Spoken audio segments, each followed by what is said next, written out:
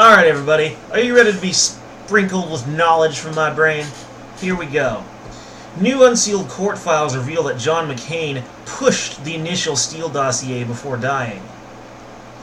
Newly released court documents seem to reveal that John McCain and an associate introduced the FBI and several MSM outlets to the infamous Steele dossier, which alleges that Russians have incriminating info on now-President Donald Trump.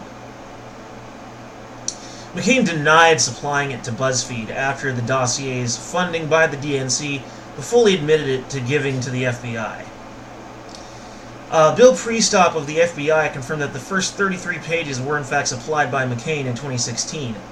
In a separate filing, David Kramer, an associate of John McCain, and former State Department official, admitted that the Steele dossier was given to him by author and former British spy Christopher Steele. This particular revelation comes as a Russian businessman is pressing a libel case against BuzzFeed.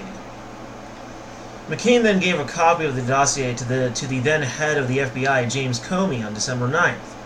According to David Kramer, who also said that Fusion GPS creator Glenn Simpson gave him the idea for a Republican to hand off the dossier rather than a Democrat. In Glenn Simpson's words, having Senator McCain provide it to the FBI would give it a little more oomph than it had up until that point. I think they felt a senior Republican was better to be the recipient of this rather than a Democrat, because if it were a Democrat, I think that the view was that it would have been dismissed as a political attack. David Kramer showed the dossier to Ken Bessinger from Bessinger, but did not let him photograph it. Kramer claimed he panicked when BuzzFeed released the full dossier and tried to have the report taken down. David Kramer claimed the following: "I called Mr. Bessinger, and my first words out of my mouth were, 'You're going to get people killed.'" However, in a later declaration, Kramer had also said he had no objection to Bessinger taking a hard copy and had provided hard copies to other journalists, which was said by Judge Ursula Ungara. The FBI relied entirely on the ever-suspicious Steele dossier for its entire case against Trump. Now see, not many successful cases rely on one single piece of evidence like that, let alone a piece of evidence that its authenticity hinges completely on Christopher Steele having been honest and telling the truth when he put it together. He's an author now. But was he ever really a British spy? What happens when a spy leaves the service? Yes, I'm sure they get certification and documentation of their employment while they're a spy. But the thing about spies is they're supposed to be kind of secret, you know? So, like, when he leaves the service, do they just kind of seal up his documentation and put it away somewhere so that he can't really prove he was ever a spy? That would seem a likely practice. I imagine the CIA and FBI do that. Well, the FBI are more like federal police rather than spies exactly. But everything about this Steele dossier is very suspicious to me.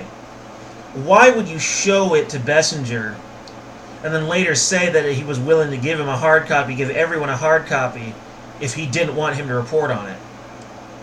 He's a journalist. They're not exactly well known for shutting up about stuff you show to them. That's kind of not what they do. Or rather, I should say, we do. When you show us something, we don't shut up. We talk about it.